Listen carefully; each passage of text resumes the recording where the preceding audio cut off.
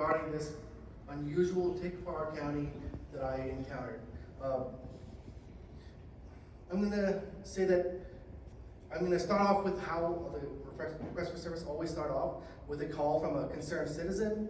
And I honestly had this preconceived notion that'd be like every other tick call I receive, where a family goes out to a park, their dogs are off leash, running around the trails, come back home, find a tick, and chaos ensues.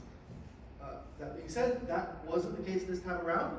I find out after talking to them that they had just moved into this home for less than 3 months, and in that amount of time, they had picked off like 36 ticks off their 2 dogs.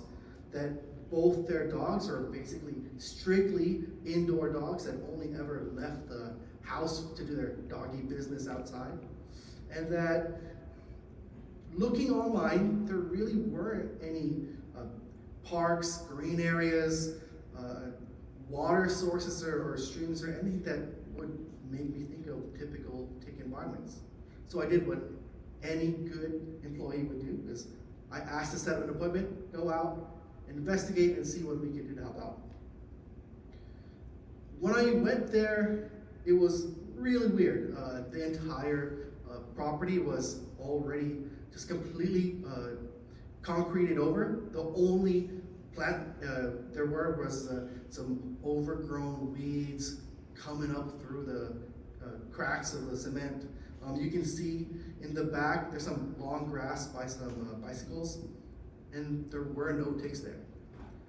I did find ticks around the front of the structure at the foundation on the left side. And right here you can see that there was a lot of dead ticks, living ticks. The husband of the residents had been pouring bleach and stuff around the house just to knock down the populations. I was also given magnanimously a blood-fed tick from one of their dogs to bring back to the lab. Now, even without a scope or any magnification, the ticks looked weird to me, but I couldn't quite get them ID. So I brought them back, and they didn't look anything like the Exodes pacificus ticks, Thermocenta variabilis ticks, the Western black-legged or the American dog ticks, but I couldn't quite recall what it was or ID right then and there. I enlisted the assistance of our vector ecologist, Wade Lee, to help me out. When he sat down, he said, "I know what this tick is." And it was a brown dog tick. And that's when all the little pieces came together. And the brown dog tick, as we all have learned over the past several talks already, is an indoor breeding tick.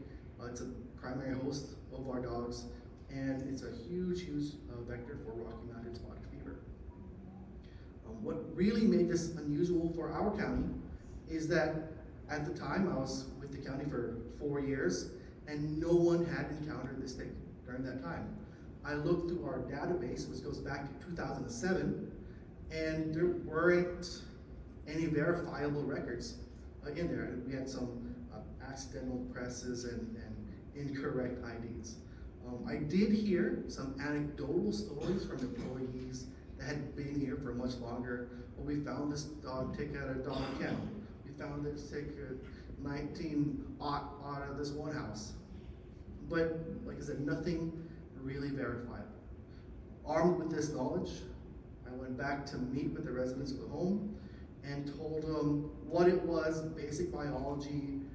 And after informing them of this stuff, they then revealed to me, because it created a click in their mind, that they were told by their neighbor that 2 years ago, both the neighbor and the previous owners had an explosion of a tick population that eventually went away, and they had assumed or allegedly gotten rid of the ticks properly, but they had learned otherwise.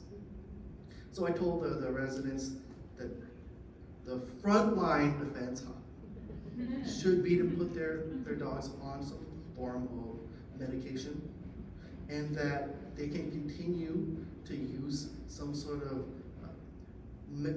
chemical material or pest control service to spray around the home and really focus on where the dogs are resting, so that's the dog house, that's the bedding, that's all the stuff you might want to focus on. Now, we all are fairly familiar with the distribution for the Western black-legged tick, West Coast, the American dog ticks, West Coast again, and a little bit Mid-East. And what is important, I think, and the key takeaway is that the environmental factors that are limiting to the brown dog tick really aren't present compared to the other ticks, because it's an indoor breeding tick. That you're gonna encounter this tick potentially anywhere you have your domestic dogs in a setting like a home or something similar.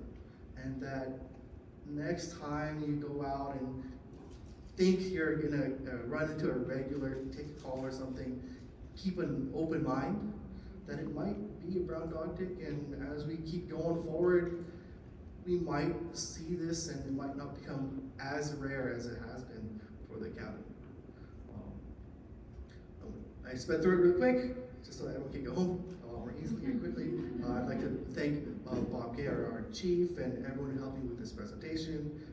I kept the little tick I was given, there was a blood fed from the owner, and so now I have a little tick raisin and the little raisinettes.